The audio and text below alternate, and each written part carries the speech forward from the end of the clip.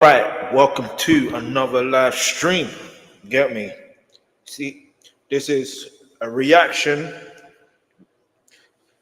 I found out there's part two of the TMZ, the downfall of Diddy. This one is the indictment. So we're gonna get into this reaction for this documentary. As you can see there, it says the following program contains graphic depictions of domestic violence and abuse. Viewer discretion is advised. And also, I'm also watching for educational purposes. And what I mean by that is there may be some things I see and hear where I'm going to be able to educate. And that's why I'm sharing things like this. All right. So let's just get into this. But yeah, make sure you stay subscribed. Whatever you want me to react to, let me know. And if I can react to it, I will. You know what I'm saying? But anyway, um, where do I go from here? Okay, yeah, here we go. All right.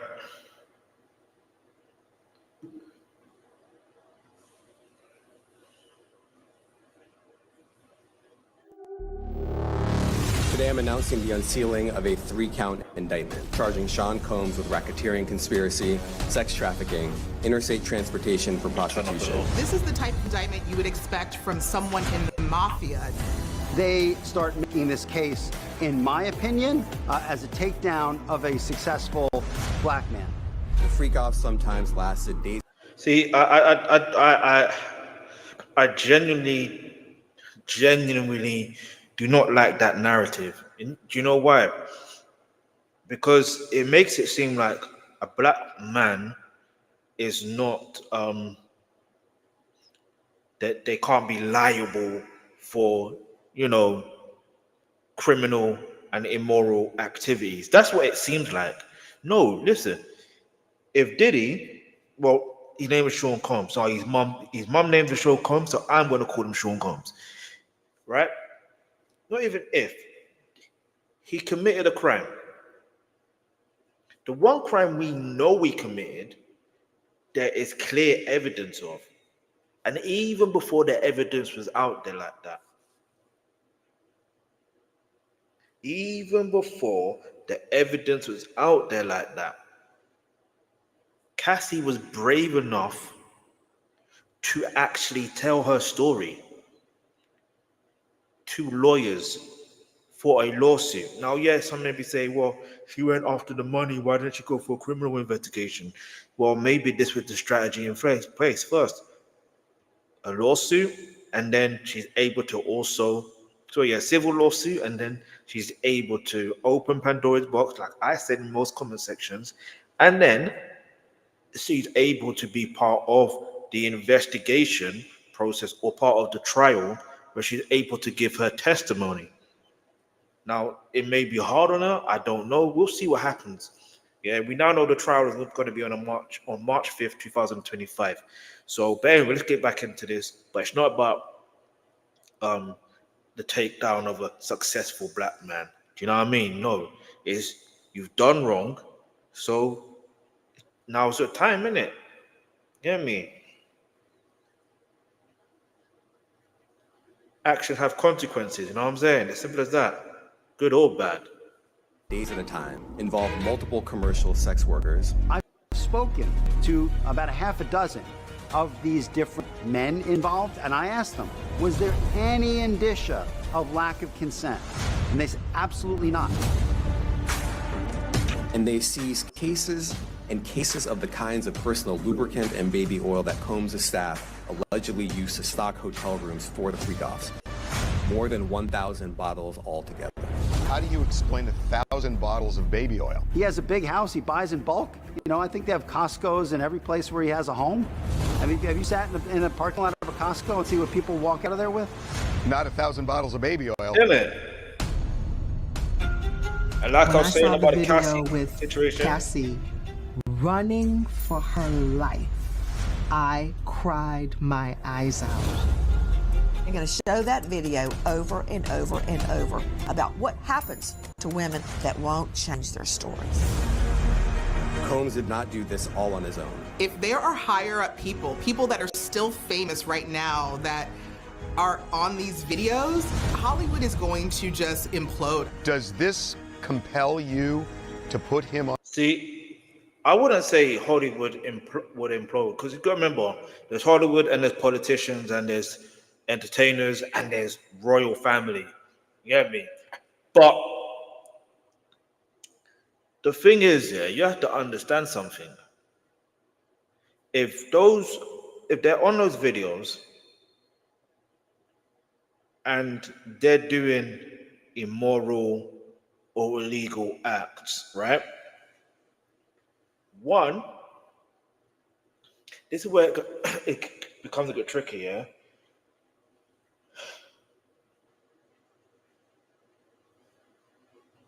They could be considered victims. I'm not here for the moral high code or this, that, and the third. I'm just saying it from my logical point of view. If someone is being recorded illegally without consent, visually and auditory, that in itself is illegal. It really is. So that's one thing. So it's better that if they've known, if anyone that's gone to these parties, whether it's the parties before the freak, I can't even say that word, the freak off or whatever you call it, like, then cool. Like, it's better to be on the safe side, right? Just say, you know what, I was at this party, but I don't know whether I was recorded or not. It's best to get the attorneys together, the lawyers, solicitors, whatever you want to call them, get them together so you can actually make sure that you're protected. Because otherwise, I don't want to say make them complicit, because I don't even know how it's going to work. Because I'm not a lawyer, I don't know law like that, but I do know they could be seen as a victim. So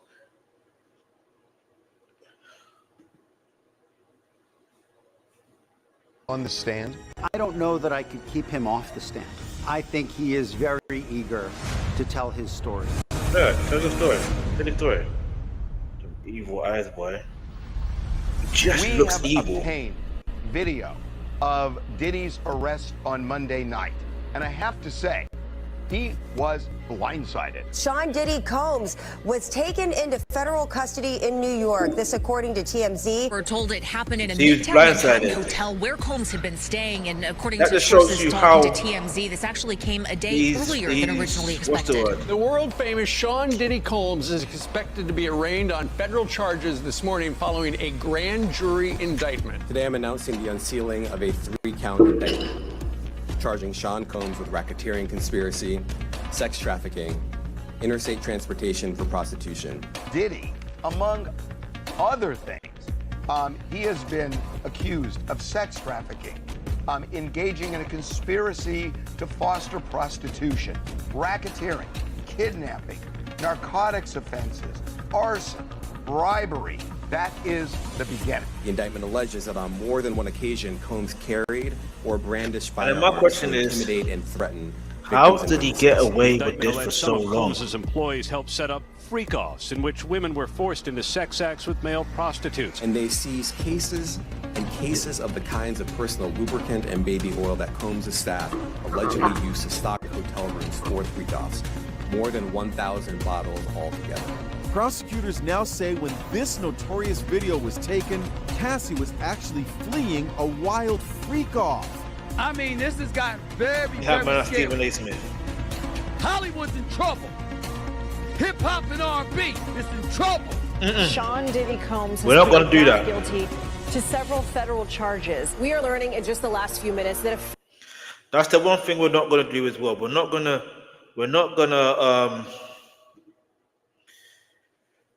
say hip hop's in trouble, R&B's in trouble, music's in trouble, Hollywood's in trouble. No, we're gonna do it like this. if you are someone that let's say it like this. You cannot have that much big of let me not say that. Let's say this. Like no Diddy. Let's say it like this. If you do wrong in this life, you do wrong criminally, immorally, that's gonna come back on you, one way or the other. You can't dispute it. That's just nature. That's just nature. That's just God. Like the real God. I'm not talking about like everyone worships their own version of God or whatever. I understand it, but the God I know and the God I serve, nah, God ain't here for that. God is cleansing the earth. You know what I'm saying? So listen, all I'm saying is, like, you have to understand that there's some things that some humans do that are, that are not spiritually right, if that makes sense. That's why I say immoral and illegal and all that stuff there. And when they're not right, eventually, like I said, you know what I'm saying? It's because these things have been happening way before the existence of hip hop culture, the existence of R&B culture. Do you get it? Way before the existence of Hollywood. But anyway,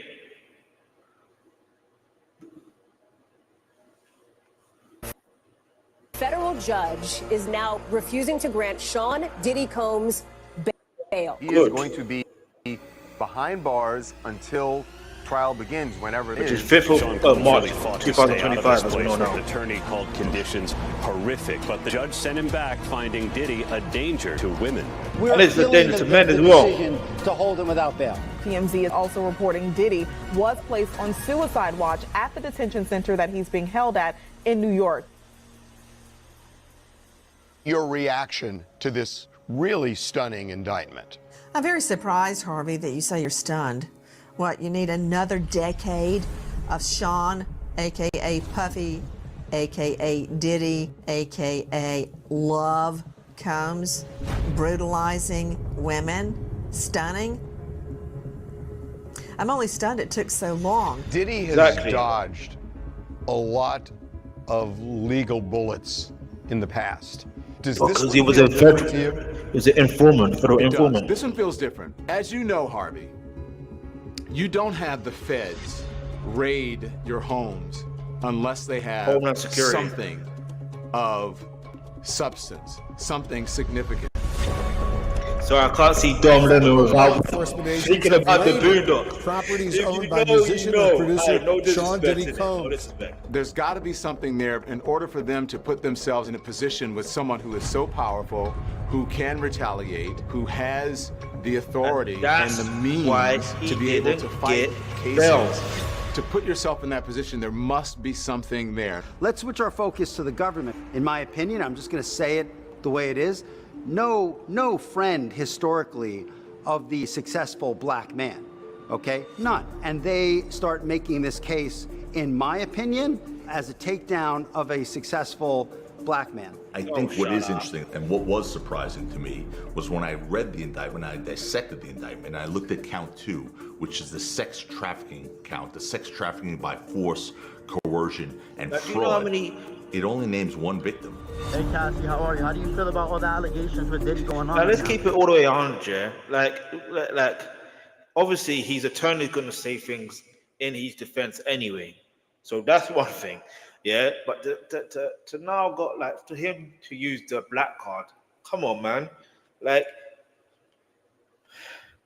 do you know how many... Let's keep it... All right, let's put it this way. Yes, there has been some situations where, in some cases, when a black man is successful, they have tried to tarnish their name, and they haven't done anything. Do you get it? However, there are some black men that have done a lot of things where, yeah, you deserve that name, you deserve that, what do you call it? You deserve whatever is on your name now because you put that on your name by the actions you took. Be accountable for your own actions. And this is what I want to say to attorneys and solicitors and lawyers defending criminals. Yeah, I know it's your job to defend criminals, to defend someone who's committed a crime. Yeah, whether the intentions were good or bad. Now, in this situation, listen, all I'm going to say, because I'm saying good or bad, because I know there's some cases where if let's say you're defending your home and then something happens, like, God forbid, yeah, but like, now, obviously, your attorney, like, if a crime happens in your home, like, come on, let's think about what the crime could be. I'm not going to say it on here, but like, your lawyer or your attorney, whatever, has the right to defend you, and they can defend you because obviously then it will become like self-defense, more or less. Do you get it? If it really was self-defense because you're defending your own. Now, like, God forbid that ever happened to anyone watching this, and to me as well, especially. But what I'm trying to say here is that you got to think about that in this case here, where it is a SA case, S assault case, it is a racketeer. Basically, it's a RICO as well, right? And you've seen that video of Cassie, and there's other videos that exist. Are you really gonna take that high road of saying, "Oh, it's because he's black"? Come on, man. Like, that don't even make sense. You just gotta say, you know what? Yes, I'm here. No, in fact, how do you even play? You gotta just say, look, if all these evidence is against you, then pretty sure you just have to cop a guilty plea and try and reduce your sentence as much as possible. That should be the only thing that his lawyers and attorneys should do. The same way I think they made it fair for the trial to be nearer rather than being like a full year out or 2 years. Because sometimes could be a trial, the arrest, and then a trial takes about like a year or 2 years until the first trial begins. Like, I don't know why that is.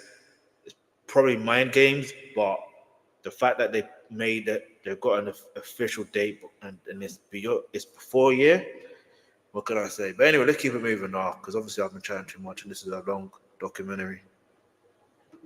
Although shorter than the first one.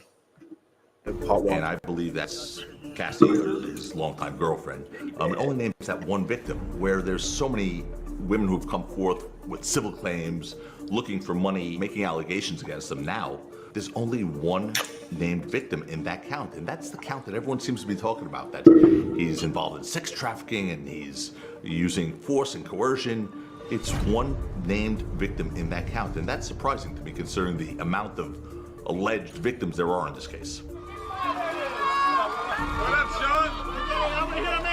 Do you think the fact that your client is a very big celebrity played a part in the Fed's decision to indict him? I think it played the biggest part.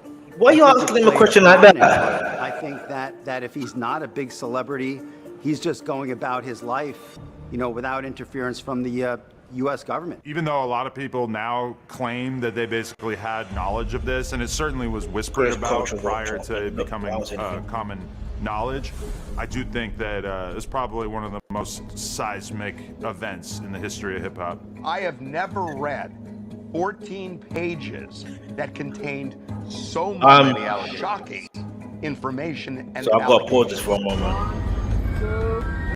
I've got to pause that for a moment. You know why? I don't know that guy personally, yeah. But it's like what I said. This isn't about hip hop, a seismic event in hip hop. What are you talking about? Why are you attaching it to hip hop? What, because he is associated with hip hop? All right, safe. Because it's so ironic here. I'll be real. Look, it's so ironic. It's so ironic. I'm going to say this one more time. It's so ironic him talking when he's the one that is pimping out his wife. Isn't that not the same thing that Sean Combs has been doing? I'm going to stick with Cassie. Yeah? Is that not the same thing he's been doing? Even though they weren't married, but it's like, is that not the same thing? So all I'm saying is, at the end of the day, a spade is a spade. So he's one to talk, but it's got nothing to do with hip hop. Again, it's if you do something immoral and illegal, you are going to get found out. And when you get found out, you will face the full consequences of what will happen in that society that you're living in. Simple as that.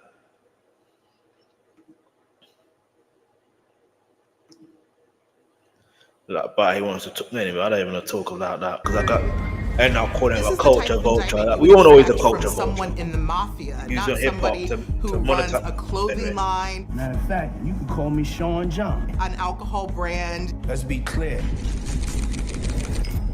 Ciroc is for the culture. Someone who was at the top of the hip hop world. What y'all wanna do? Wanna be ballers, shot callers, brawlers. To hear charges of transportation, of prostitution, sex trafficking, it was pretty astonishing. You know, you mentioned the mafia. The mafia tends to operate underground.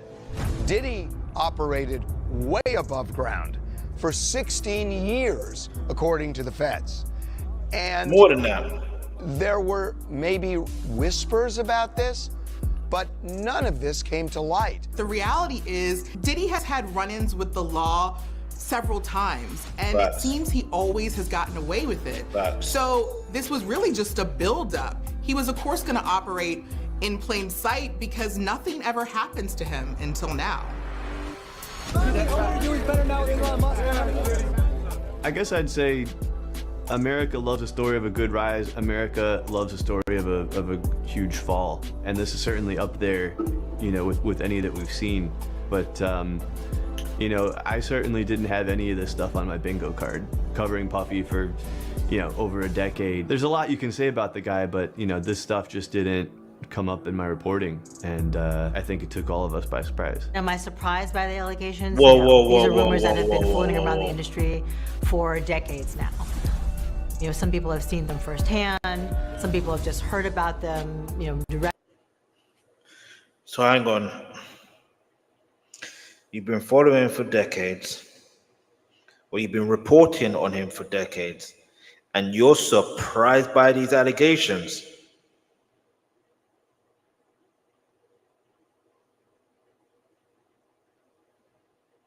Wait. I've got to just process that information, what he just said. You follow someone for decades, or you report on someone for decades, and you're surprised about this situation. Not only are you surprised, you didn't see anything like this. That just shows me you're very bad at journalism or at doing your reporting.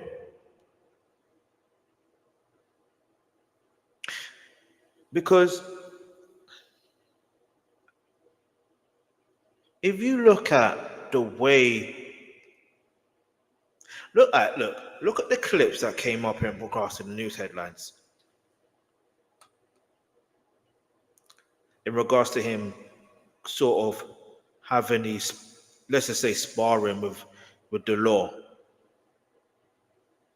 and been dodging them ever since. And now this is the one that he just simply cannot dodge. What do you mean it simply didn't come up? You just chose to ignore. The way I see it is, this person clearly chose to ignore certain things.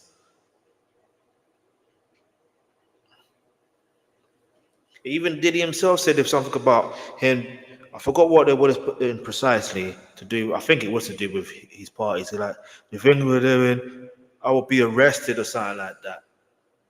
Like, he said that he will be arrested or something like that. So hang on, if he would be arrested, he knows he's doing something illegal or immoral and stuff, things of that nature. And true to the power of the tongue, he's been arrested. Anyway, let me know, because I can continue, because some people just directly, but many of us who've been in the music industry or music industry adjacent have been aware of Puff's behavior for exactly. You hear it from my mouth just there. Lasted days at a time.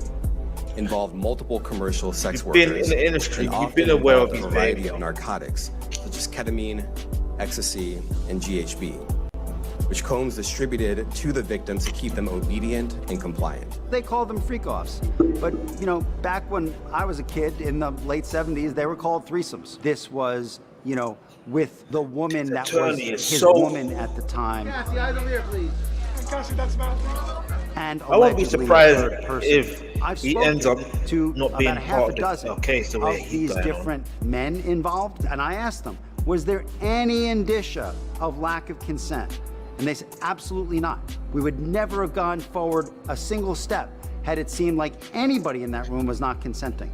Did you ask Justin Bieber? Was anyone Did you ask drunk? Tasha? No one was too high. No one was too drunk. If these are Did you ask Little Rod? threesomes, Did how you do ask explain Steve 1,000 J? bottles of baby oil? I don't know where You the asked number Meek 1,000 Mill. came. The U.S. Attorney said it. I can't imagine it's thousands. I mean, and I'm not really sure what the baby oil has to do with anything. They're essentially saying it's a lubricant for an orgy. I guess. I don't know what you need 1,000. One bottle of baby oil goes a long way. I don't know what you need 1,000 for. How do you know that? I mean, he has a big house. He buys in bulk. I think they have Costco's in every place where he has a home.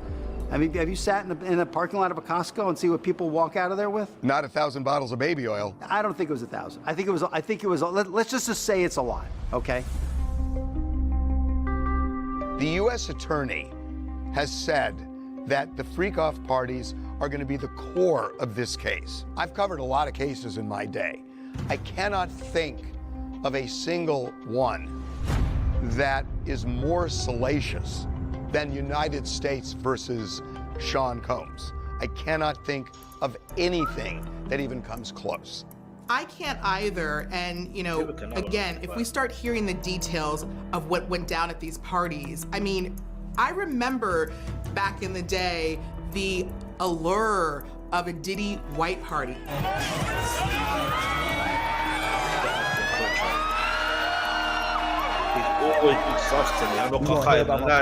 Shutting them down. They're gonna probably be arresting me, doing all types of crazy things. Everyone wanted to be there. It was so. What did I actually say earlier? No, wait. Time out. I actually did say that, and they actually paid that clip. I didn't know. I promise you, I've not seen part 2 of this documentary. I haven't. I didn't even know it existed until last night when I was editing to upload the actual part 1 documentary of the downfall of Diddy. I kid you not. Cause I'm why are there 2 different covers? And I use Internet Movie Database as well. I'm hang on. There's actually 2 different ones. And they actually mentioned that this one here that I'm watching, or that you're watching with me rather, is part 2. So, you heard it there for himself. Do you want me to rewind it? Come then, let's rewind it.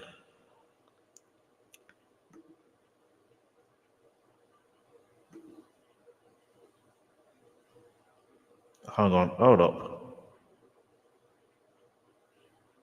There. I think it was. Let's just say it's a lot. Okay. The U.S. Attorney has said that the freak-off parties are going to be the core of this case. I've covered a lot of cases in my day. I cannot think of a single one that is more salacious than United States versus Sean Combs. I cannot think of anything that even comes close. I can't either. And, you know, again, if we start hearing the details of what went down at these parties, I mean, I remember back in the day the allure of a Diddy white party.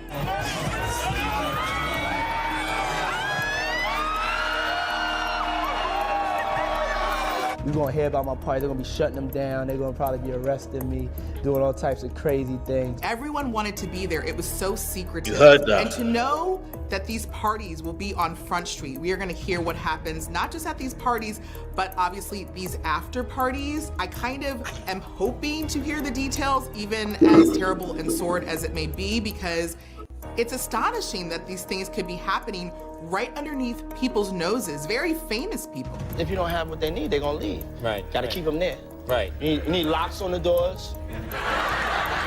You people are laughing, This is but sounding kind of dangerous now. It's a little kinky, but Yeah. broccoli, but just Right. check it out. You need a lot of heat. A lot of Heat. heat. Yeah. Heat. You mean that physically the place has to be hot? You don't have no air conditioning. No air conditioning. Why is that? Heat affects the alcohol, and it also affects, like, you know, everybody gets a little bit more comfortable and loose. Builds up a nice little sweat.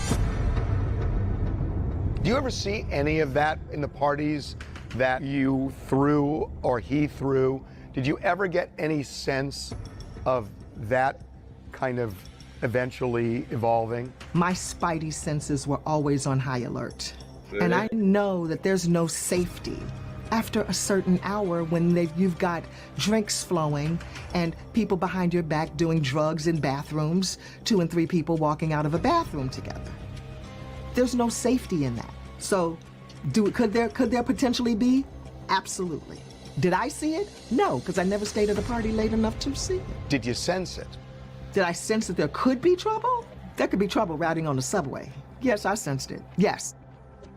There's no way out for Diddy on this. I'm just telling you. No pun there's intended. no way out. Intended. All he's going to be able to do now is whine about his jail. Remember that album, No Way He Out? might get in a better jail. He's going to whine about his tuna fish sandwich and his bunk and his naughty roommate.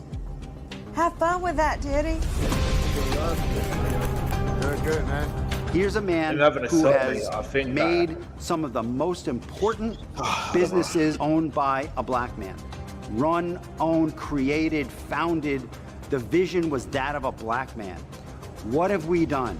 We have reduced him, not everyone, but a large amount of our society, to being a monster. That should make us shake in our boots. Down here at Pura Vida by my Now listen, pad, listen, he is a run into monster. the man right here. What's up? He is a monster. It's not even a joke thing. Like, no, he is a monster. Like, even Tupac said he didn't say it word for word or verbatim that he was a monster, but he alluded to him being a monster, bruv. So when you think about it, man, this is scary, you know. It's scary because we don't know. It's easy to look at this and be like, okay, we know the outcome's going to be this, we know the outcome's going to be that, but we don't really know. And the fact that this is all coming out now, and it's like, if there's something that needs to be, like, you know what it is what the day before, a few days before, Kendrick Lamar released a song. I thought the song was called Black Air Forces, but in that tune, he mentions a particular phrase. It's time to watch the party.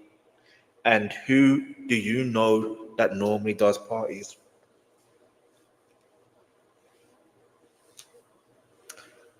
Or should I say, I don't even know what to do. Like, it's this guy here, bruv. Or Dean.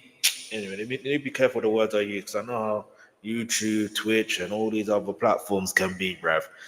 But anyway, if you're still watching, subscribe. If you haven't subscribed yet, leave a comment. Get me. But yeah, man, let's keep it moving. The indictment alleges that between at least 2008 and the present, Combs abused, threatened, and coerced victims to fulfill his sexual desires, protect his reputation, and conceal his conduct. This is the government scrutinizing his businesses. His businesses are fine. Scrutinizing the taxes. He pays his taxes. He does everything right. What's the last vestige? We're going to go into his bedroom. We're going to go into his bedroom because maybe we don't like the way he's having sex. Diddy, come on, hook us up. Hook a brother up. Really? I really wanted to get somebody who is just all over this genre. And I want to talk to you about the whispers. Because according to somebody who's all over the genre of what? If you're talking hip hop, do not talk to this culture vulture, bruv. You want to be talking to someone like the art of the dialogue. You want to be talking to someone like let's think. Someone who's gonna be like literally non-biased, yeah, in the hip hop scene. You need to be talking to someone like Professor Griff. Oh yeah, Professor Griff. He's been talking about Diddy for years.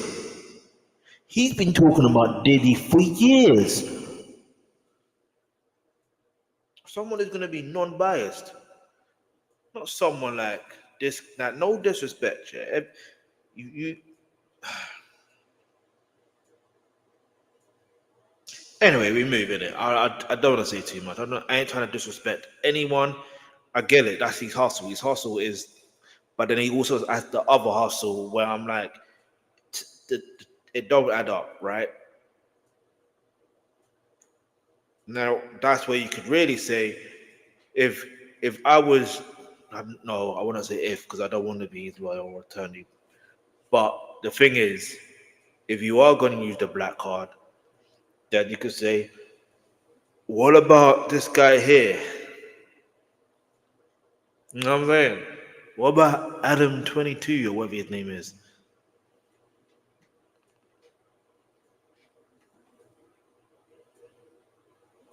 And don't be surprised if he ends up being one of the names that's in the video as well.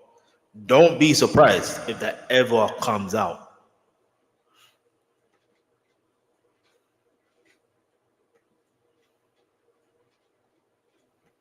This has been going on for 16 years at least. And yet nothing surfaced publicly until Cassie. So what were the whispers over the years? What were people saying?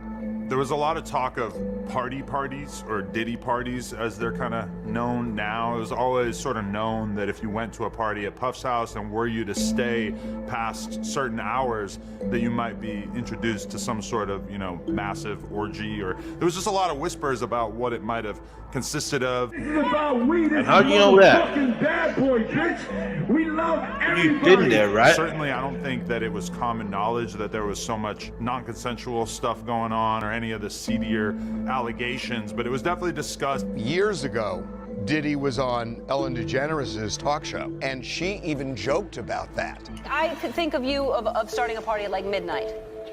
Like, what time will it go till? That's a different type of party, though. Uh-huh. No, it'll go from like 9:30 to like maybe 3 o'clock, 2, 3 o'clock. And then, we have the top 2 floors of the hotel. Mm-hmm. And then it will carry on there? Yeah. Mm-hmm. Then no, I mean the after party. Mm-hmm. No, I know about them. I'll listen to the music. I've heard that song, After Party. No, I mean, I think everybody knew that Diddy was a highly sexual individual and that he certainly was a fan of drugs in general. I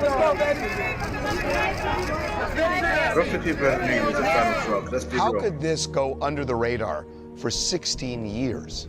I think that Diddy, over those years before he was apprehended, I think that it was just his ego just kept inflating and he kept getting away with more and more things. If you go back to the Shine incident, that was an incident in which he assaulted somebody in a nightclub in front of, presumably hundreds of powerful people, influential people.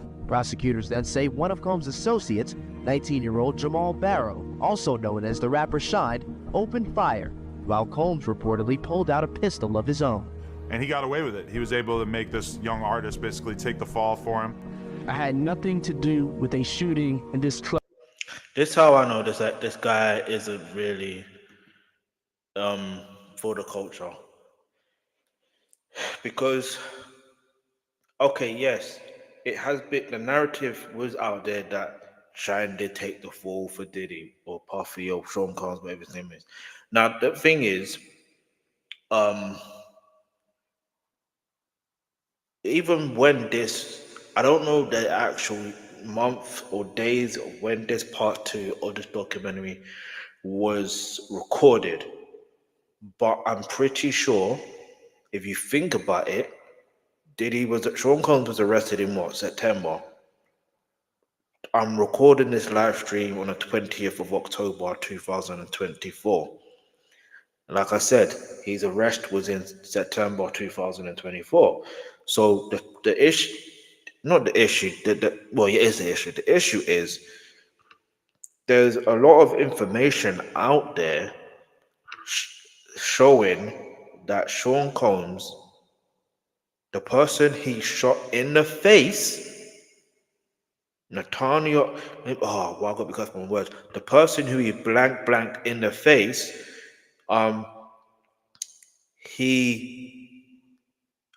it wasn't like Shine didn't take the fall. Do you get it? It may seem like that, but if you listen to her story, in fact, maybe I'll do a live stream reaction to her talking on the situation, then you'll probably have a full understanding of what really happened. Yeah. Because rather than hearing it from my words, or not my words, you're hearing me say it, let's hear the victim speak. Yeah. I think it's very important to hear the victim speak because, do you know what I mean? So the point I'm trying to make is, you know, I forgot the point I'm trying to make. No, yeah. I'm going to try to give accurate information. That's what I want to do. Give accurate information. Club. I want to make this 100% clear. I had nothing to do with a shooting in this club. And I feel terrible that people were hurt that night. I am Natanya. There she is. I'm a mom. I'm a business owner. I'm a daughter. And I am a victim of gun violence. 3 people. I'm going to say, maybe, I'm telling you, I didn't know she was part of this documentary. I promise you I didn't. So maybe I don't have to do the full document, my live stream reaction to her talking. Maybe I do actually, because she probably could. I don't think she could. I don't know. I don't reckon she will go into proper detail about the case, because there were some things she said. I was like, yo, Sean Combs really is a monster. Like, he really is a monster. So when his bail got denied twice, I wasn't surprised.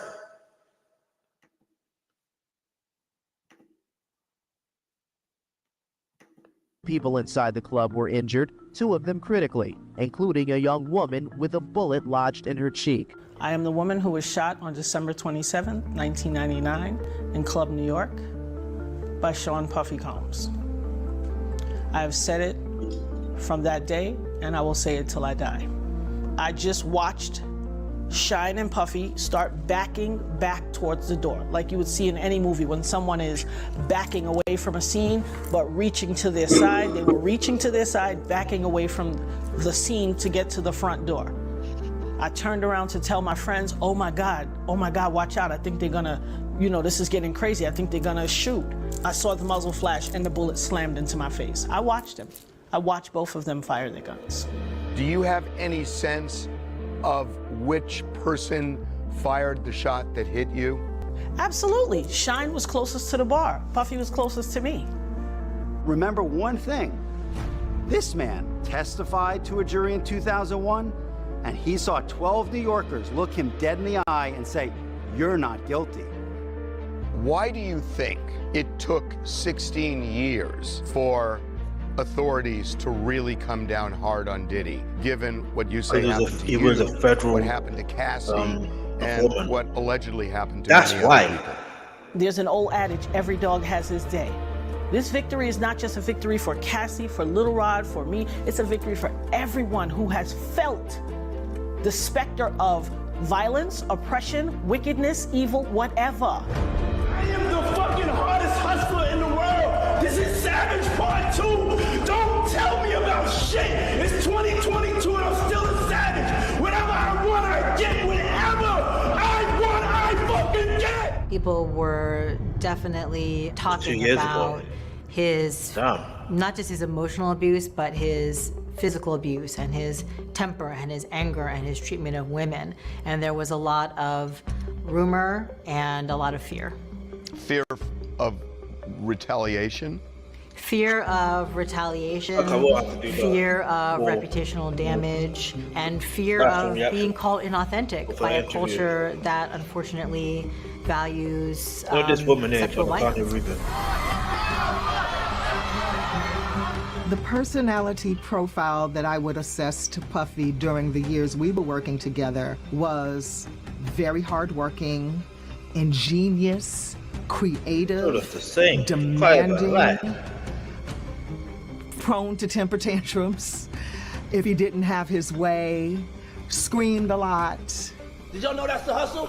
You make enough money to pay everybody so you don't do shit, but be as happy as you can be. I want to be happy. I paid too many people. I have heard that you would refer to Diddy as the problem child. Is that right? Yes, I called him my problem child. I used to always joke that I had the notorious B.I.G. and I had the notorious VIP. And the notorious VIP is Puffy. I wanted everybody to meet Cassie. Y'all might have. Sean Diddy Combs was a hero to a lot of people. He also fed a lot of mouths, and he kept a lot of people clothed and employed. So people were afraid to come out and talk about it. I mean, I interviewed his former makeup artist, Mila Morales, who said she was horrified at what she heard. She heard him beating Cassie behind closed doors and basically got her out of there, packed her bags, and then, you know, took her to see a doctor. So I think people were afraid of their, you know, for their careers. They were afraid for their livelihoods. He was very quick to anger. He was quick to have a reaction to things, and he really felt that he was impenetrable. He felt that nobody could go after him, that nobody could take him down. He had a God complex. You know, Puffy really had a God complex, and that defined a lot of his interactions with people that he considered lesser than. Act bad, it's gonna be an act bad summer. Act bad, just me as BF3, showing himself, letting go, not giving a fuck. Get ready to act bad. Diddy was able to get away with lots of stuff for a long time for a few reasons. One, he was cast in the public image as the alternative to Suge Knight. Suge's the big bad monster, Diddy's the nice guy that wants to get along. Diddy is also quite charming. He will disarm you with his smile, with his conversation. And in my interactions with him, he's a very nice guy. I have nothing bad to say about him. I've never had a bad interaction. Any kind of... They purposely found... Not purposely. Whoever put this together, they're very smart. They're very smart because...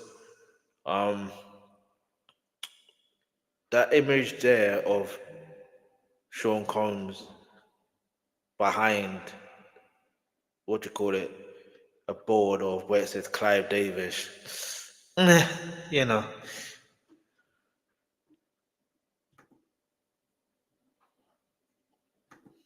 Interaction with Diddy. And then there's also the fact that Diddy is quite powerful. What more do I have to do, man? Look at my hat, man. Look at my hat. Look how I show up on the Amalfi Coast, B. Am I letting y'all down? Let me know. Am I not representing y'all the right way? You know what I'm saying? The fuck? New surveillance footage obtained exclusively by CNN appears to corroborate some of the allegations of abuse against music mogul Sean Diddy Combs. The video, captured on multiple cameras, shows Combs wearing only a towel, assaulting his then-girlfriend, Cassie Ventura, in a hallway at a Los Angeles hotel in March 2016. I think the Cassie video was the moment where everybody in hip-hop basically had to stop pretending that this was all a witch hunt. I think that there was a strong... Okay, this, like... I just want to say this, yeah.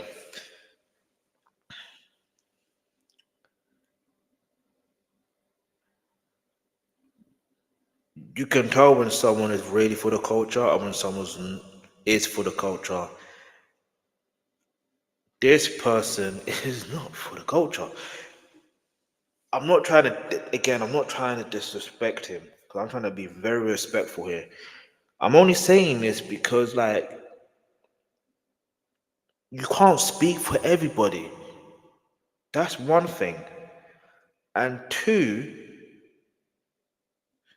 it wasn't the case that of people were pretending like that there was a witch hunt, or pretending like pretending there was a witch hunt. No. If you are really from the culture, you would notice that there's some people in the culture that even works with Diddy or Sean Combs and been telling you about Sean Combs' behavior. They've been saying it for years. If you're talking about like the abuse, like the physical abuse, Cassie, sadly, isn't the only person. Do you get it? Kim Porter is one of the... I don't know if she's the first, but she 100% is one of the victims before Cassie, right? And I'm saying this to say this. You have to realize that there's a lot of people within the culture of hip-hop that have been talking about Diddy's behavior for years. Now, if you're talking about this particular case, when the case came out, when the lawsuit came out before the video, let's talk on this. Yes, there were some people defending him, or there were some people questioning whether it was just Cassie was just after the money or whatever. Yes, you had a few people doing that, and that's some people that ain't even from the culture either. But the reality is, there was a lot more people that knew, because they said, how and why would you settle that quickly?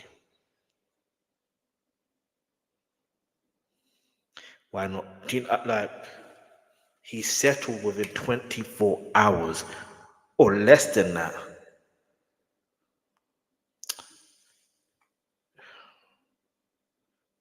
Crazy, man.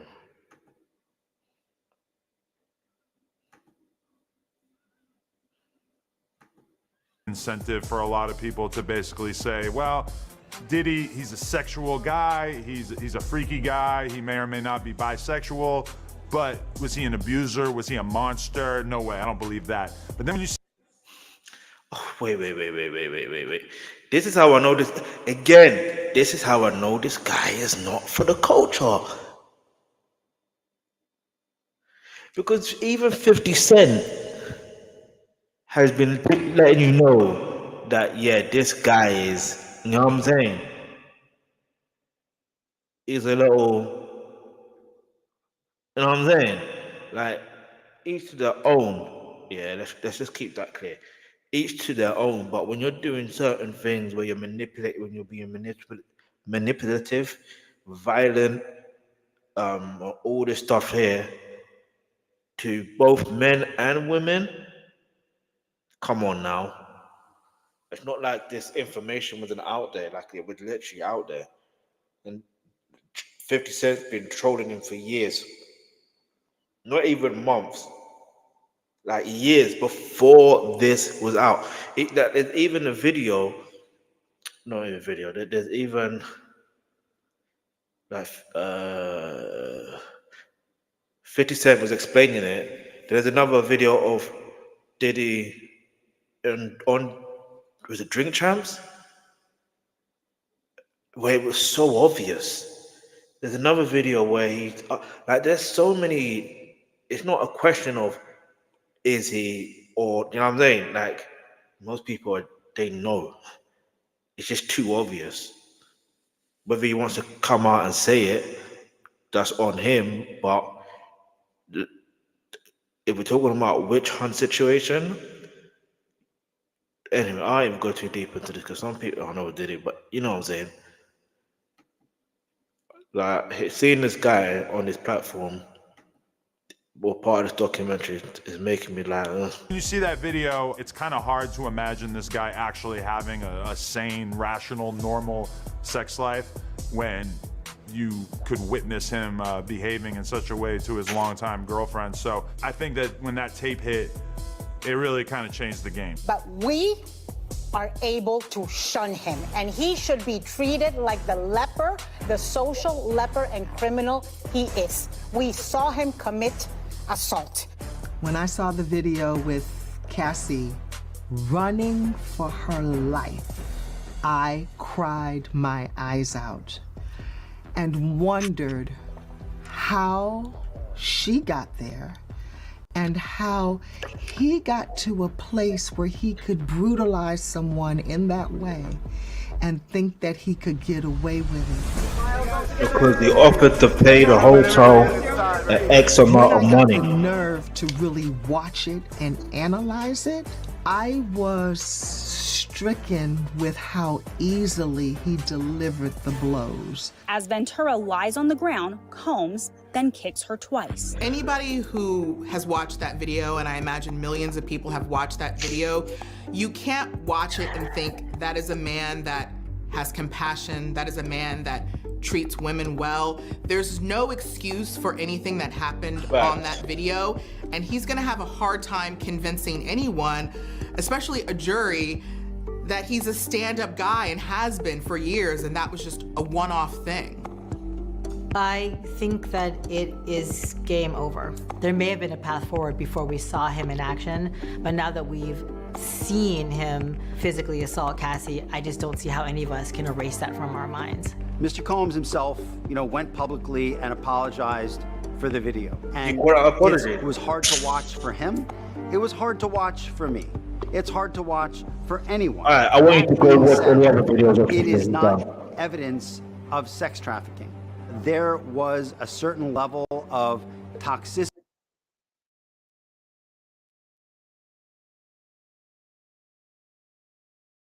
It's playing up, I don't know. But like I said, I get it. His attorney is going to try and defend him. If you're an attorney, the best thing you can really do is stay away from documenting on mainstream media and just say, look, we could talk about this case after the trial is over. That is it. Keep it as simple as that. Do you know why? Because this is making him look like a... I even get... Like, listen.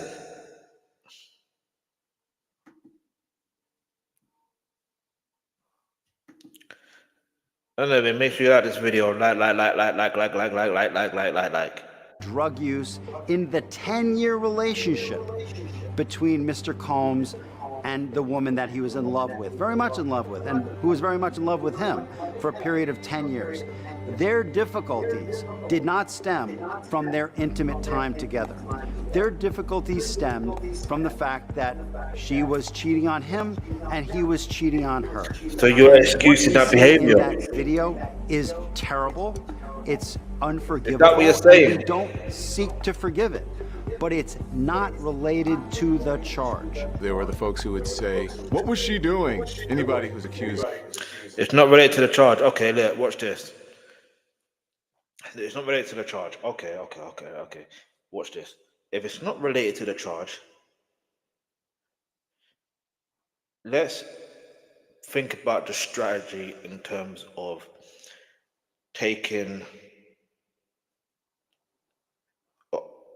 making sure that Sean Combs is seen as the monster that he is. Let me put it that way, where he gets the full consequences for the behavior that he has been doing for years, right? Okay.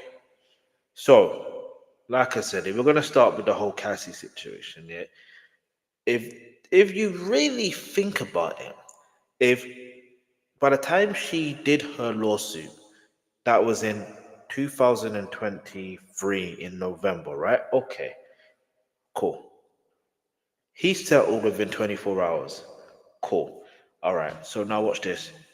With him settling within 24 hours, what's next? You have people, some people believe in, some people not believe in. Some people think it was about money, but then some people were like, well, why would he settle so quickly? He must be guilty. There must be more to it. All right, cool. Now watch this.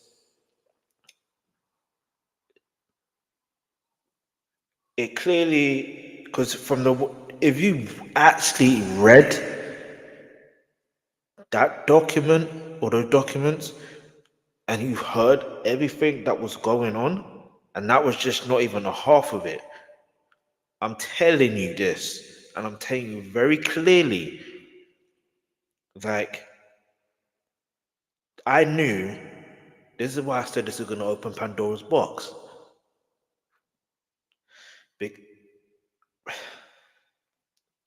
Like, you need to, and then you have to think about, okay, well, with someone as powerful as him,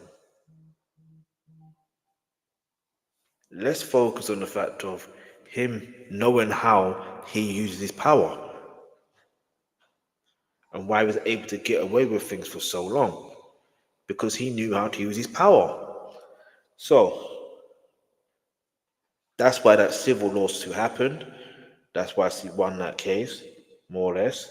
Well, yeah, civil lawsuit. But she still has to heal and continue to heal, should I say. Now, like I said, it opened Pandora's box. Now you have other people coming in with their lawsuits, telling their stories. And then within that lawsuit from Cassie, she mentioned that situation there was to do with her, there was like a freak off that was happening in and around that time as she was running away. I can't remember the word for word. Now, what has Diddy been indicted for, arrested for? What are one of his charges? In fact, more charges are being added. So I don't know what his lawyer's doing or his attorney, but it's obvious that he doesn't know what he's doing. But more power to you. Go get your money. Of beating a woman and putting their hands on a woman. We don't know what she was doing before that to cause him to do that. Well, there's nothing that you can do to cause someone to react that way. No one deserves to be beaten like that. What's up, Diddy? How you doing, man? How you doing, man? Do you think the defense will try and argue to the judge that the Cassie video is so incendiary, so inflammatory, so prejudicial that... So I almost forgot to mention that. So yeah, the reason why because part of I forgot to say, part of the reason why the video was released in the first place is because some people weren't believing, and there was an arrest was gonna happen sooner or later. That's what was gonna happen. I genuinely believe, because you got to remember, this happened like, I believe this was, when was this? It was like a couple months after the raid of his houses, or Diddy's houses that are not in his name. Like, so you have to think about it. It's like, you need to, it's not just about the public's perception, let's keep it real. It's about the grand jury, yeah? For them to get a federal indictment, they need a grand jury. The evidence is gonna not, it's one thing having all the evidence, that's one thing. But it's another thing to have a situation where you're like, hey, yo,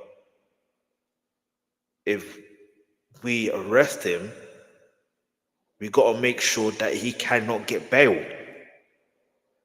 And that was why, because anyone, like, obviously the public have seen it. The majority, well, I don't know how many people have seen it, but it was released on CNN, right? So you have to think about it from that angle. Okay, so why was everyone else be able to see that? So they can understand that this guy is a monster, and if you've been a victim of his crimes, you can now come forward to share your story and seek the justice you deserve. That's what it's about. That's the way I'm looking at it. I could be completely wrong, but you can leave your perception of this whole thing in a comment section below.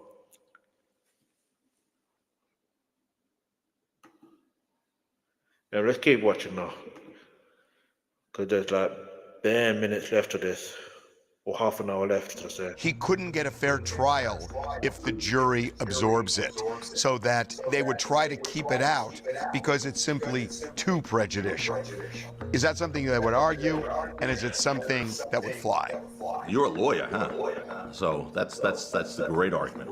So yes, that's something that they would argue. That's something that they definitely will argue. I would argue it because it's not tied into these freak-offs. This whole thing is about these sex romps, the sex trafficking. That's an isolated incident that has nothing to do with the sex trafficking, these freak-offs, the prostitution, the lack of consent for sex, the coercion. That is a fight between a couple. An ugly fight between a couple, and like you just said, that will inflame the passions of a jury. Anyone who looks at that is disgusting. I'm disgusted looking at that. How do you hit a woman? I mean, it's just, to me, it's a horrible thing, and the prejudicial value will clearly outweigh the probative value in this instance. Will the judge preclude it? Probably not, the way things have been going for him, because the prosecution is going to argue it's a pattern of his behavior, including violence. Exactly what I'm saying. That he employed against women.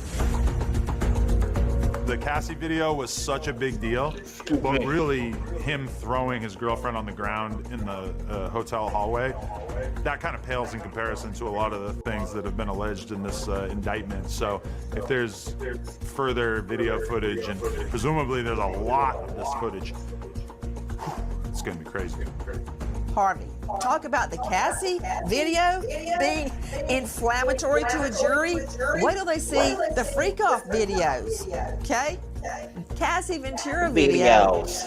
That's child's play compared to what they're going to see in freak-off videos.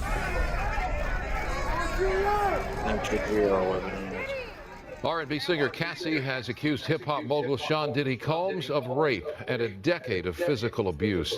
The two were romantically involved for years, but in a lawsuit, Cassie says there was a pattern of control, drug use, and forced sexual encounters.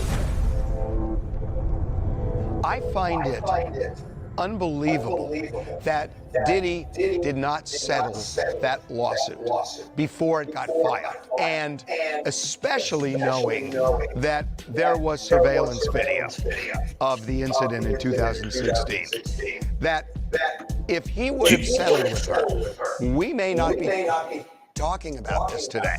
Cassie is the one. I disagree. Here's why I disagree. I'll probably do a bit. There's so much reaction I can do, right? The reason why I disagree is because you have to look, like at the end of the day. So I know I need to check the scoreline with one of my teams, because the men lost today. Look at me. This is crazy. See, I even look at the results now for the Chelsea versus Liverpool game. They had 43 possession at home. Chelsea had 57. Chelsea had 12 shots. Well, you know, we deserve to lose. If we're only going to have 2 shots on target. Anyway, I won't even go into detail. Oh, look, I'm assuming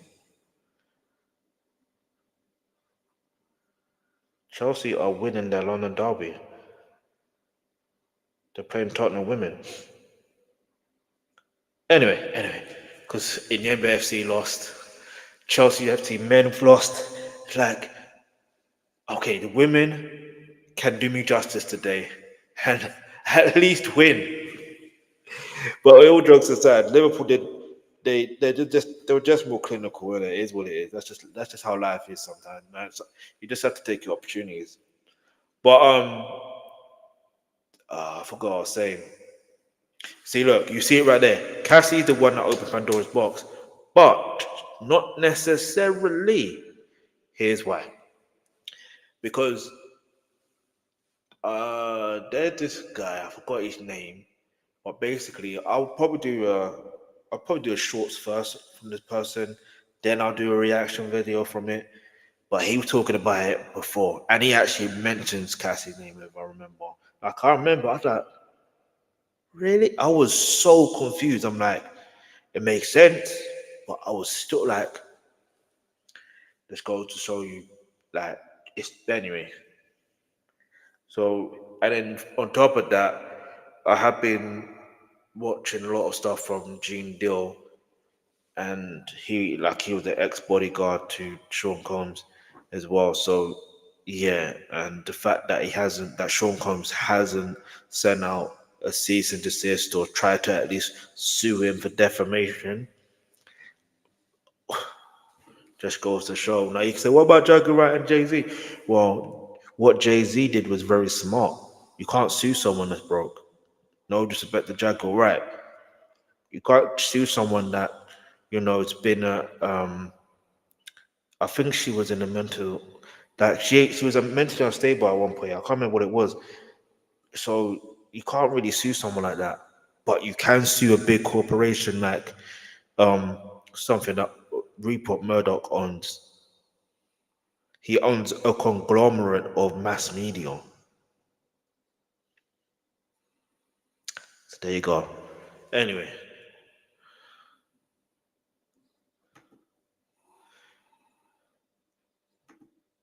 Give me a second. That opened Pandora's box. And had she just gotten the money, gone away, Diddy might be a free man today. I have to imagine when Diddy woke up in his jail cell that first day, he thought, why didn't I just take the deal? Because exactly that. If he had just settled, we probably would have never known any of this went down. So for us, it's a blessing, because if he is found guilty of all the things that are alleged in this indictment, we don't want a person like that walking around in society. Main emotion I always get when I see a man putting hands on a woman in this way is just disgust and disappointment. Like, yeah, Diddy need his ass beat. Like, I wish Cassie would have had a gun on her and would have shot him right there on the spot. Yeah, but then she would have went down for if he survived that. I don't understand how this case was handled on behalf of on behalf of Combs. There's no reason. This is what I was trying to say earlier. Have those settlement negotiations, which they were engaged in for quite some time. Not agree to a settlement. Let her file the case. Have a front page of every newspaper have explosive allegations against your client, and then settle it one day later. That was absolutely the worst of all worlds, because what you have is now an allegation that destroys reputationally this guy. It's actually what started this federal investigation. Had Diddy settled with Cassie before she filed what I tell you, this started the federal investigation. You and I might not be speaking today. I agree with you 100%. There's no criminal case if that happens. The lawyers let her file a lawsuit, settle 24 hours later, and open Pandora's box. That's pretty incredible. And unfortunate. Had it been settled quietly, they would have never known about it to have the opportunity to do what they did. He must be kicking himself for that. He is so focused on trying to right this wrong that it's actually giving him a form of strength and a form of confidence that I think is going to get him through this difficult time period. There's an adage that we have in my office: don't tell me what I did wrong, tell me what I do next. And that's where he is. Cassie Ventura's bombshell lawsuit in November that opened the door, really the floodgate. An old adage saying in his office, don't tell me what I did wrong. Tell me what to do next. Wait. I might have to rewind that. What? Don't tell me. No. Wait. Now I can see why Sean Combs feels like he's confident. One, he's confident because he feels like when you've gotten away. I'll put it this way, yeah. I will never compare myself to Sean Combs ever, but I'm gonna use it like this. Now, no, let me not do that. You know when you're a child and you've gotten you create trouble for no reason, just for no reason, yeah? You're just troublesome. And you literally get away with creating trouble, yeah? And so it's like, it gives you a confidence that, you know what, if I do this, I'm going to get away with it. Because I always get away with it. Do you get it? And even if you get in trouble, you still feel like there's a way for you to get out of that trouble, because then the previous time you got out of trouble, so it gives you that extra confidence. Let's think about all the charges he's had in the past. Jesus, I'm trying to say. So now look at it from another angle. If he has a lawyer that if he has this particular lawyer where the saying is, don't tell me what to do. No, what's it? Don't tell me what I did wrong. Tell me what I do next. That alone just tells me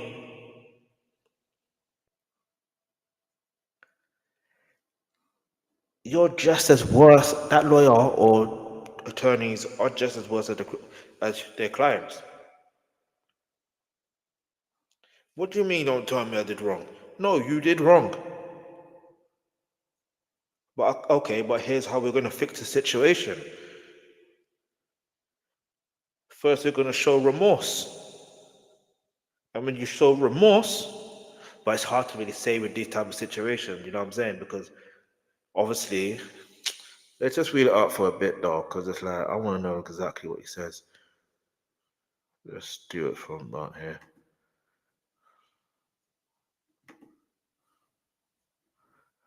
No. There. Actually knowing that there was surveillance video of the incident in 2016, that if he would have settled with her, we may not be talking about this today. Cassie is the one that opened Pandora's box. And had she just gotten the money, gone away, Diddy might be a free man today.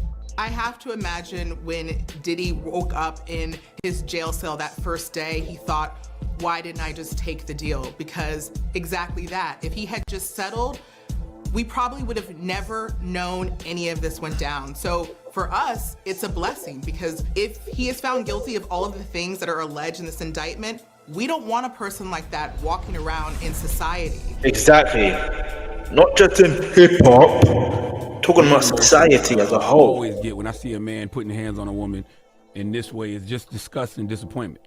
Like, yeah, Diddy need his ass beat. Like, I wish Cassie would have had a gun on her and would have shot him right there on the spot.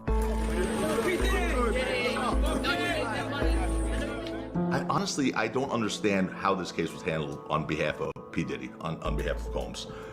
There's no reason to have those settlement negotiations, which they were engaged in for quite some time, not agree to a settlement, let her file the case.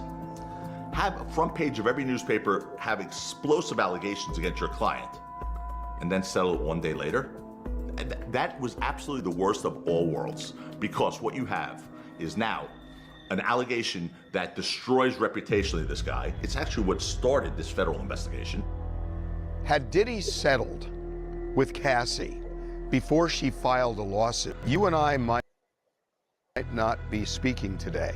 I agree with you 100%.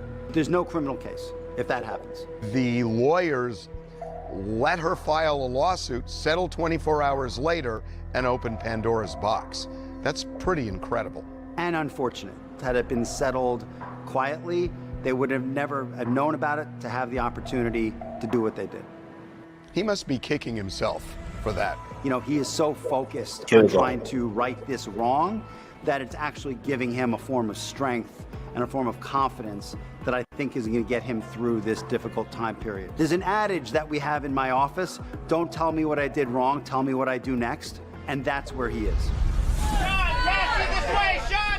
Kind of saying that, and you're an attorney. November that opened the door, really the floodgates, for all of these similar allegations to come forward. Well, this latest lawsuit was filed by adult film star Adria English. She alleges that she was forced to drink alcohol and consume drugs, and then was, quote, passed off to be sexually assaulted.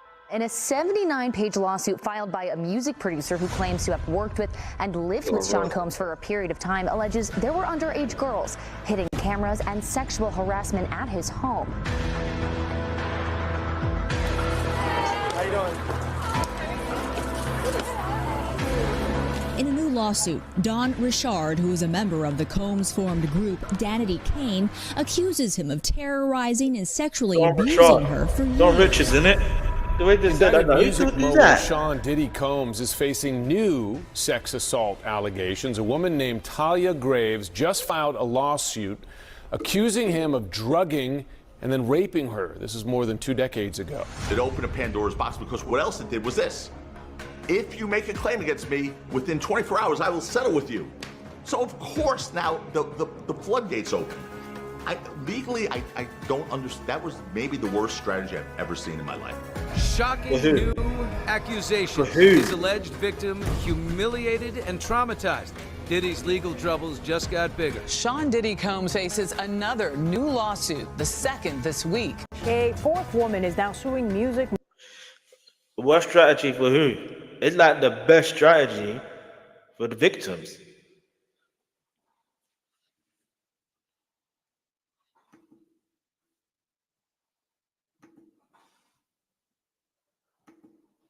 Mogul Sean Combs claiming he sexually assaulted her when she was just a teenager. Another woman has come forward accusing hip-hop mogul Sean Diddy Combs of sexual assault. This is the 8th lawsuit against Combs since November. Cassie Ventura really opened the floodgates, and women now feel empowered, and a whole lot of people are coming out and they're telling their stories about Diddy. I have to imagine we are going to see a long line of people who want him to be found guilty in the criminal trial, because it makes, obviously, the civil cases that much more easy. Once he is found guilty, or if he is found guilty of these criminal charges, I have to imagine his assets just get seized, they start getting auctioned off. And I think the fact that he has a lot of money kind of fuels that fire, because this is not like suing somebody who's judgment proof. There's a lot of money to go around. There is a lot of money to go around, and I think even if he escapes these criminal charges, he is going to have years and years ahead of him with these civil lawsuits.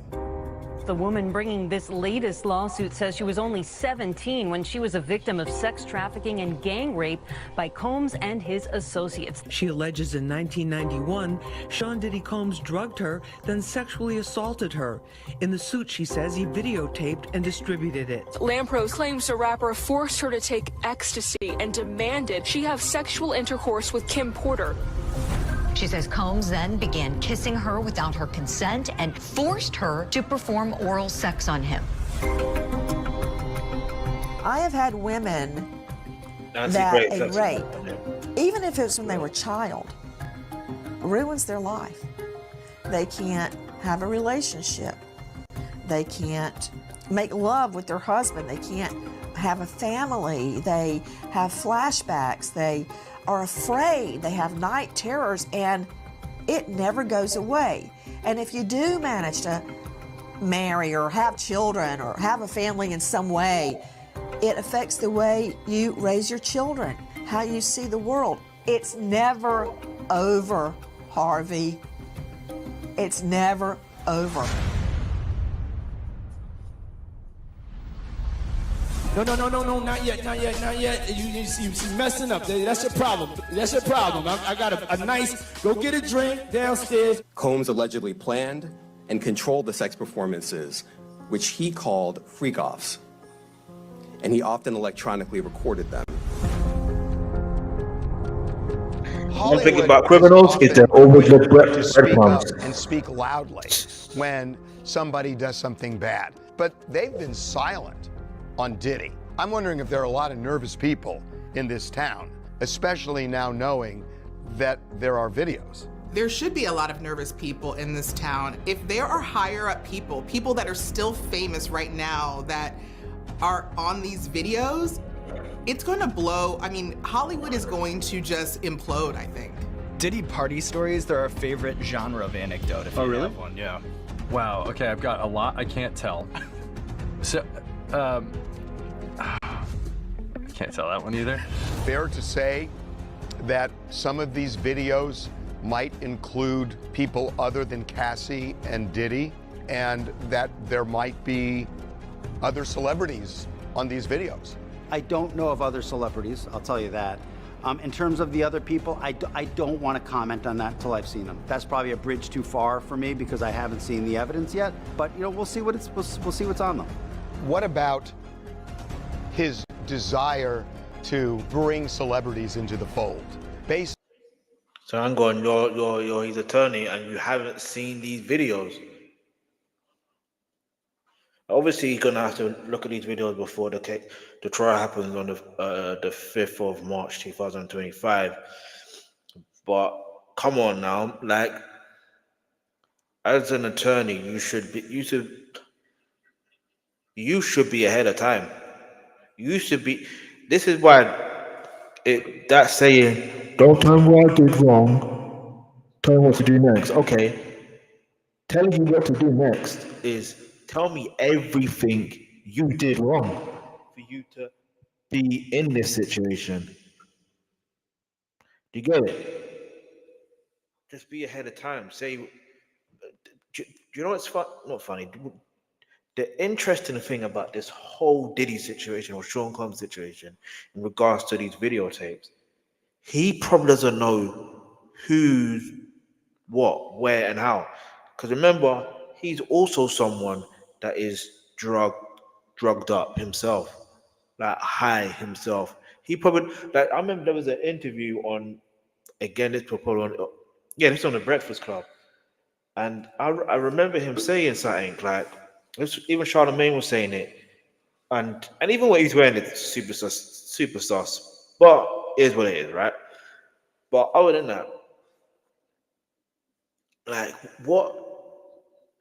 When Charlamagne referenced what Diddy had been saying in those parties, allegedly, let's use the word allegedly, because I can't remember the video word for word, but he actually said those words, basically, what he allegedly said.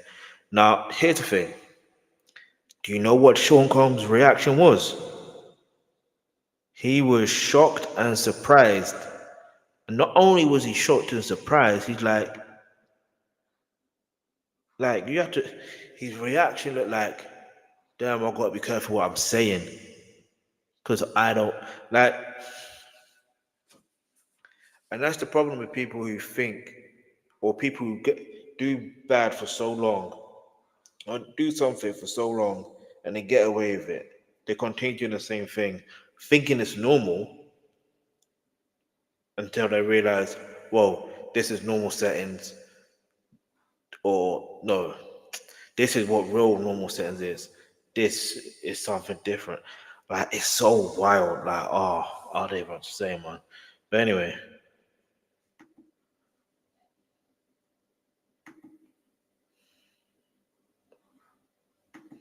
Based on what you know about him, was that something that was always his end game? Because what I'm wondering is, what's on these videotapes? I think the prosecutors have them. The question is, did he court celebrities to come to these? He was a celebrity magnet. My phone rang consistently with celebrities asking, can I come to the party? When is the next party? Put my name down, take my number. The parties were fantastic, Harvey. No, don't be doing that. Fantastic. And then they went sideways. Man said, play those horns, Quincy. Listen, you know, Nah, I'm gonna be a little bit conspiracy theorist here. It is what it is. And this is just me saying this, yeah. This is just me saying this.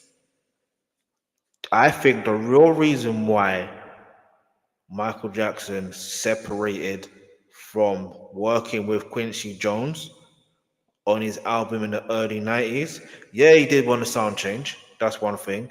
Cool. That's one thing, because he wants to work with new producers. Cool. Which he did. He ended up working with Teddy Riley and Rodney Jones. Dark Child. So the thing is, yeah, I also believe Michael Jackson heard something about Quincy Jones that made him realize, yep, it's time for me to bounce. Oh wait, no, wrong context of the conversation. It's time for me to get up out of this situation working with Quincy Jones. Do you get it? Like, that's what I want to see on that. That's what I want to say. Because Michael Jackson's not physically here to speak on it. Obviously, he's going to say whatever he said. But I think, like I said, I'm a conspiracy theorist. I believe there's more to it.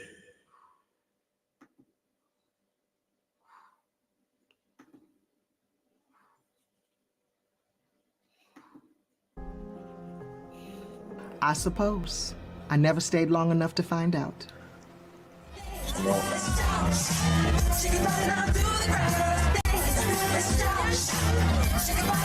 So who was with you this weekend? A bunch of my friends. Diddy, Quincy, Justin Bieber, So far, French so good. Montana. I got on a plane at 5:30 a.m. Go this party. I think half the people there were butt naked. Diddy threw lots of parties that were filled with celebrities, big celebrities.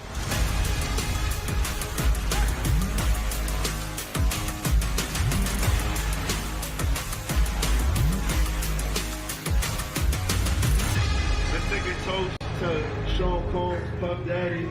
And as you say, there were whispers about what happens late into the night at various parties, not to mention specific parties like freak-offs. How likely is it, do you think, that there are celebrities there? I would assume that the vast majority of the people involved in these freak-offs would be celebrities, at least on the male side of things. You know, it's easy for me to imagine, and from what we've heard, that a lot of these parties might be like a handful of guys. What do you mean it's easy for you to imagine? Women who are basically involved in it. Touch the star, touch the star. I mean, The real it's sad easy part for about you it to. is Then again, the silence of you know how he pimps out his wife. The people in Hollywood, are they scared? Are they nervous for themselves? Are they worried about something like this coming out about them? People are concerned about the slightest infraction these days. I have to be honest with you. People are afraid of being canceled. You said we are not done and that Combs did not do this alone. Do you foresee that there could be other charges related to this case? I'm not taking anything off the table. People are thinking, oh crap, I was at that party. What happened? What did I do? What did others do? And if they're I think that intoxicated, video and that the not gonna Homeland remember Security folks seized freaked them out. Yeah, it freaked a lot of people out for sure. It's the after parties, it's the side rooms. You know, it's whether there's video of those smaller gatherings of people who stay when the party's over or who are getting together, you know, when everybody else is in the larger room that people are afraid of. I think that video is gonna blow a lot of, you know, stuff open wide if it comes to light. If some celebrity is captured on video at one of these freak-offs, could that celebrity's lawyer somehow go to prosecutors, the judge, and say, please blur my client, cut them out. There's no reason to make them collateral damage. It's possible that somebody of some renown, some fame, a recognizable face, could be involved in some of these freak-off tapes. If they are, that person clearly can ask prosecutors to take some kind of action to blur out their face or to make sure that they're not recognizable if they haven't done anything illegal. However, at some point there's a balancing test between a celebrity's right to privacy and to the protection of their career, and to the public's right to know, and to the jury's right to see and deliberate on a just decision. Okay, I'll be real, yeah. As a human being, to someone from the public, I don't need to know. I don't care to know. However, what I will say is this. It should, the judges and the jury, those are the ones that should know. So the names shouldn't be blurred out in the trial. But what's crazy is knowing how, sorry, I don't use the word crazy, but what's interesting is with this particular case is it is public knowledge. One thing, with the trial going to happen, we don't know if it's going to be like a TV trial thing where we don't know how it's going to work. Let's be real. We can say, yeah, it's going to be like this. We don't know. I personally don't know. So I'm not going to sit and be like, yeah, it should be like this. Because even with the Keefe D situation, right? I'm there thinking, right, people should know about this still. But it's not like, I don't know. It's not like aired the way that it's aired. I don't know how to explain it. Maybe I'm expecting something different. I don't know. But let's keep it pushing though. Make sure you're liking this video. Make sure you leave a comment in the comment section below. But yeah, man, let's keep it moving. Yeah.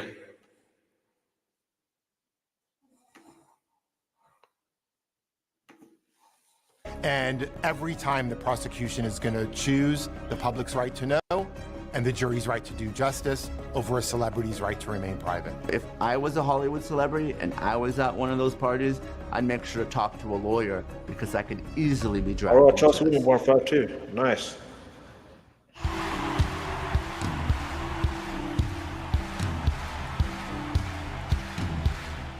Does he have any goodwill attached when it comes to this jury that he'll have? In my opinion, Sean Combs enters the courtroom with a very complicated history. What's there to be complicated about? I love it. Oh! I'm a savage. Whatever I want, I'm going to get. Whatever I want, I have to get. I think the defense is going to have a difficult time portraying him as a choir boy or as someone who is beloved by the public. Sean Combs is someone who has been consistently in the crosshairs of law enforcement since the 90s when he first came into prominence.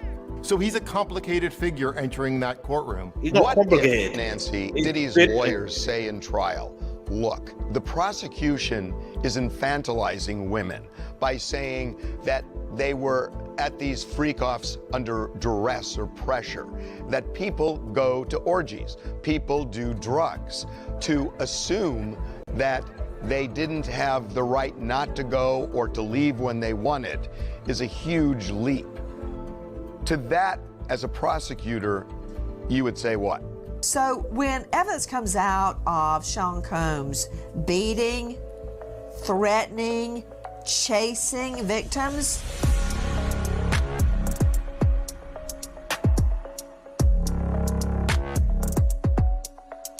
then I believe a jury will see that they were not infantilized as you are describing. Yes, they were coerced. Yes, they were forced. Yes, they were asked to change their stories. They're going to show that video over and over and over about what happens to women that won't change their stories. If the defense can find witnesses that participated in these freak-offs who are willing to get on the stand and said, I did so freely, I was not coerced, I wanted to do these things, and they have enough witnesses that are compelling, that will be their best defense. It's not illegal to be a freak. It is illegal to drug people, coerce people, into doing those things. We hear that these investigators have been contacting individuals that they have seen on this footage. One person, in addition to the accusers who have filed these civil suits, is a male sex worker. And that is, okay. It's pretty stunning that we're going to that Diddy's lawyer could subpoena some of the people who were at these parties, knowing they were there because there's video of them, and all of a sudden they're forced to take the stand and talk about this. I have to imagine anyone who has participated is absolutely terrified right now. Because imagine if you started participating in these parties years ago, and now you've gone on to become a trad wife, or maybe you're just a stay-at-home mom, and that is not your life anymore. But you might be subpoenaed, and you might have to testify to things that are on these videos. It's absolutely horrifying, but I will say it will be a really compelling trial. Just wanted to give you all a taste of what it's like being in a mix, mixing a record. What you got to say? I just want to say thank you to everybody, and I hope everybody likes the record. It's definitely an honor to be on what Puff is calling a bad boy classic. If I'm the defense, I would also point out that there was also a financial motive here for these women, right? It's not just consent.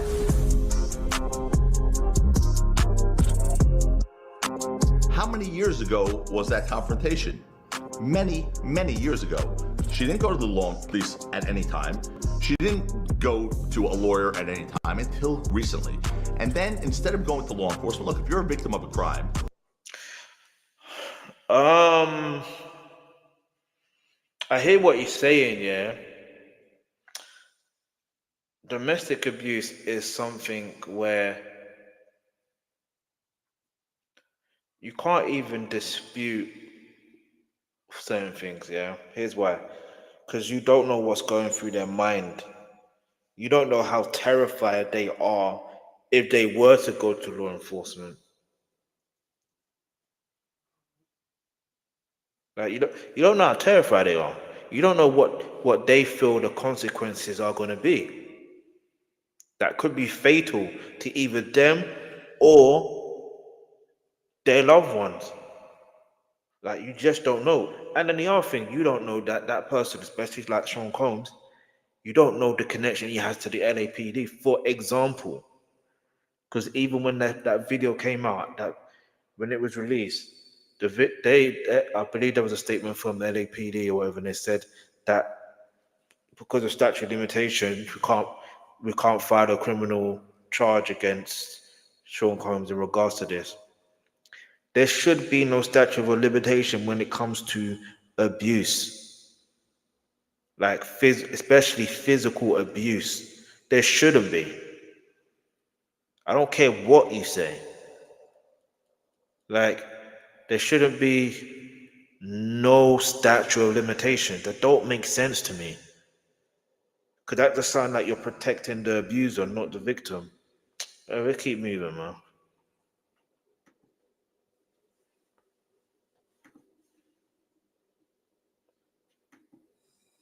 The first place you should go to is the police. She didn't do that. She went to a lawyer and tried to get money, okay? And I'm just telling you what the defense would argue here.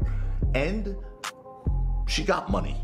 All of a sudden, all these other victims came forward.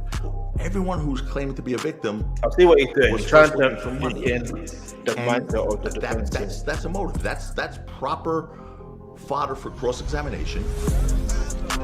I understand. I get it. They are going to ascribe motives to the women that they would sleep with Combs or his cohorts in exchange for a career boost. There was all the quid quo pro. I don't think women on the jury are going to go along with that. But when you combine that with threats of violence and actual violence, Harvey, please, hiding women away in remote areas so their bruises could heal. They're going to hear that. The jury's going to hear that. We should want, as a society, to question the validity of an allegation. Doesn't mean smearing somebody. It simply means, how come you never said this to anyone for 20 years? What's up, bro? Good, man. Happy Wednesday to you, bro. Thank you, man. I have interviewed a lot of people for this documentary, and a lot of them have said game over after they saw the Cassie video. Does this compel you to put him on the stand and explain it? I don't know that I could keep him off the stand. I think he is very eager to tell his story, and I think he will tell every part of his story, including what you see on the video. So I expect it's going to be explained by the both of us. The thing that's missing from this story is the overall context of the entire situation. And when that context is appreciated, what people are going to see clearly, this was a long-term, loving, intense relationship that had mutual infidelities. And that is the reason why you see some of what you see, on the video. It's kind of breathtaking that what you're telling me is that Diddy is going to take the stand and he will be cross-examined about this video, about the violence in the video, about the freak-offs, about allegedly blowing up a car, all of those things. That feels kind of dicey.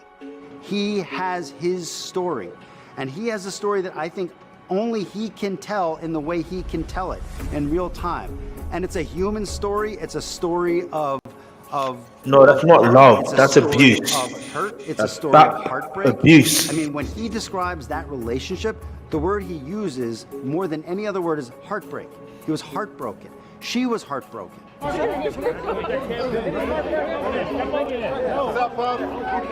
Are you doing all right, man?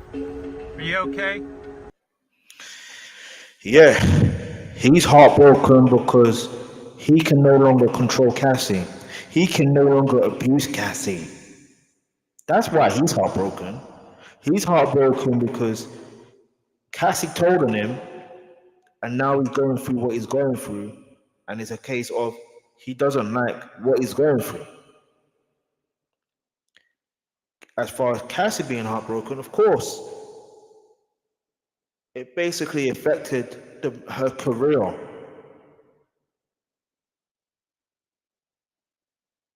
It affected her, because you always feel, not always, I always have this feeling of like, how comes you hear of one artist, and I'm not saying that she was a one-hit wonder, I'm not saying that, but it's like sometimes certain artists, you're like, raw, they should have more songs, they should have more albums, but then you realize, hang on for a minute, there's a reason why they don't have that many hits or songs. It's because their label or whoever is controlling them. And in this case, Diddy was manipulating Cassie's career. Okay, yes, she was also a model for one of his clothing brands or whatever. So that's one thing. But you have to think about, there's so many levels to this. Because she was with Ryan Leslie at first. Is it Ryan Leslie? I can't remember.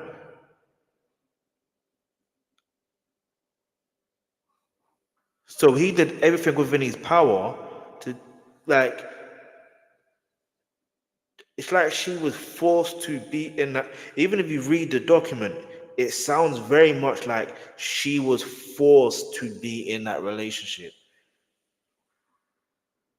Every time she tried to run away, he would do everything within his power to pull her back in. Even stalking her, hiring investigators, like private investigators, to find out where she is. Man.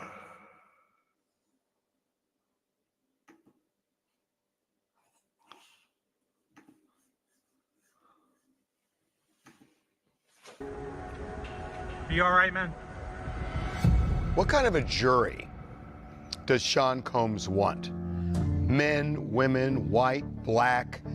Is it more complicated than that? The best jury for Sean Combs is a very diverse jury, and perhaps a jury that is primarily male. He 100% wants black people on the jury, people that understand where he comes from and the hard work and dedication that he had to show to rise to the level of prominence where he currently is. He wants people that respond to celebrity, success, fame, power. That's not how it works, mate. You need people who are unbiased, As former sex crimes that don't even know who you are. These cases, as hard as that may sometimes be. women are the harshest critic of women. You know, severe judge of the credibility of other women making accusations. Honestly, older black women from Brooklyn, you know, where I'm from, where he's from, they're street smart. You want street smart jurors, is what you want. From Brooklyn. What kind of jury do you want? I want people who've gone out and had a life with romance and love and loss and cheating and heartbreak on their own. Because that is the person who's going to see this for what it is. And this is all about those things. You mentioned earlier. No. Is that how they're perceiving it? Wait. I'm so confused. Is that how they pick jurors? They pick it based on who... No. That don't make sense. It has to be... even aside from him being a celebrity and like very well known, right? The jury definitely 100% needs to be unbiased.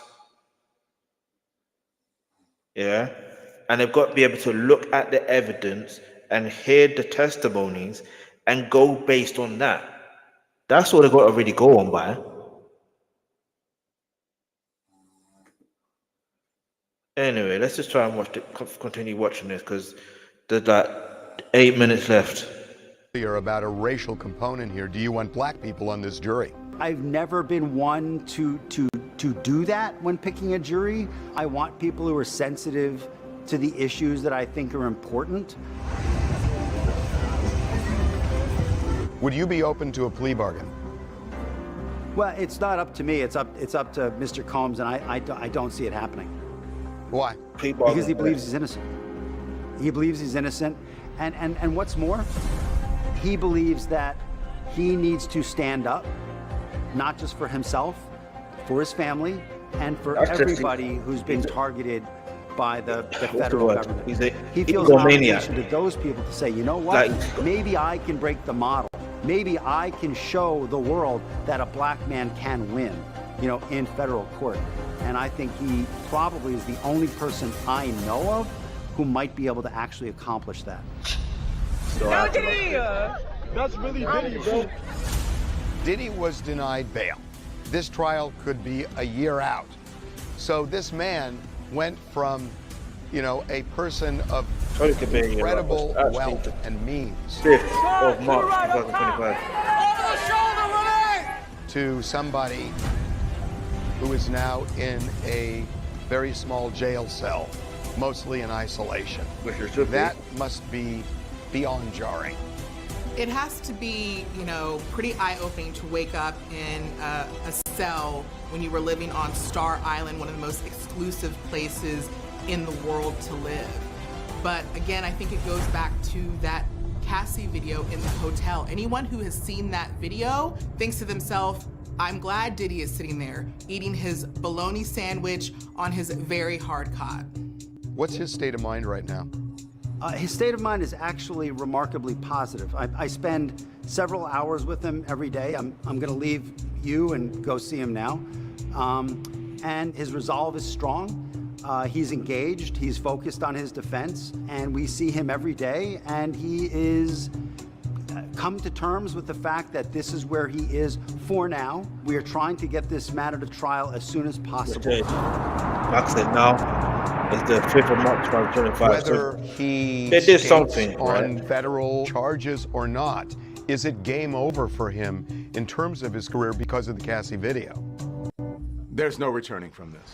I mean, how can you look at that video and then, have anybody take you seriously or want to sit across a table at the boardroom? Even just that video is enough. Nothing else may materialize.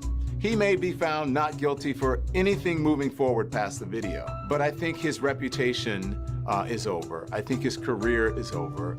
And America loves a good comeback story. I think this may be the exception to that rule.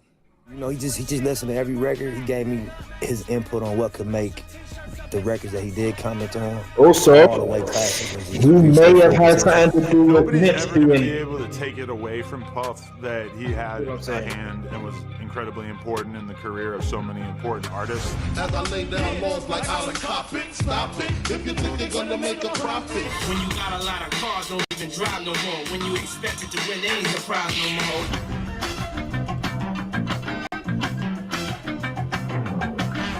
Yeah, what you know about going out? Head west, red left TV, talking to head west.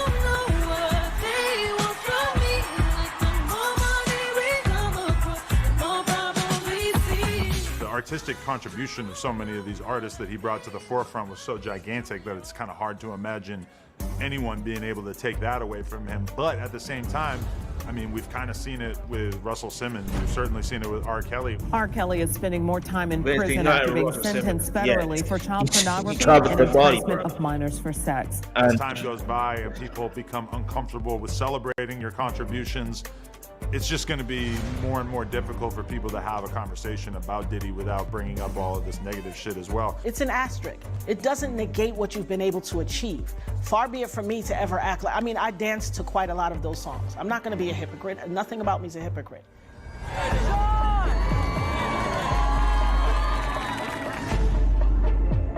He is an icon. He has been an icon all these years, and he is an icon with an asterisk now. You can be a phenomenal musician and a monster. I don't care about his legacy. I don't give a flying fig about his legacy. His legacy is as a sex abuser with probably hundreds, if not more, victims. That's his legacy. Don't ask me any more about his Hollywood legacy. I don't care.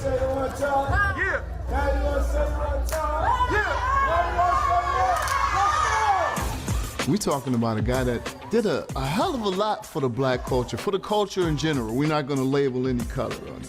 We're gonna say for the culture, right? Black excellence. Tequila made by a black man. Give everybody jobs, schools. It was a dream of mine to come back to my neighborhood and open up a school in Harlem. He really meant something to black people.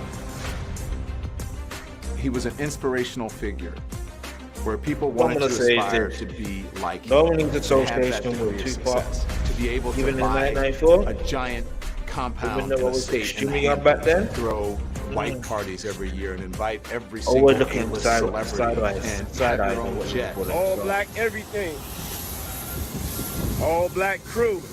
Greatest pilots in the world. I mean, look, it's the uber American dream to be able to do something like that. So he was a giant, huge role model for a lot of people. And now he's fallen from that perch. You build him up, you tear him down, but I think sadly, he gave folks the, ammunition to be able to tear him down. Hello, hello. Good morning. Hello. Good evening. Is Diddy concerned about his legacy, given Of course he everything is. that's come out already, even if he's found not guilty? That's a very good question, and honestly, I haven't asked him that. I'm gonna venture an answer. I think he views his legacy as being a fighter. I think he views his legacy as someone who's worked very, very hard to get everything that he earned. And if he can work hard and earn a not guilty verdict in the eyes of 12 New Yorkers, I think that would be consistent with his legacy.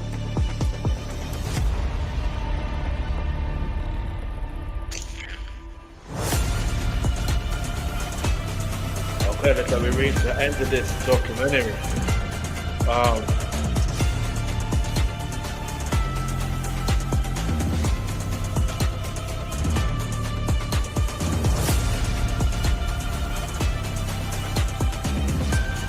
So I don't know if there's going to be anything else more. You know, I ain't got sometimes you watch something and there's something in between towards the end. You know what I'm saying?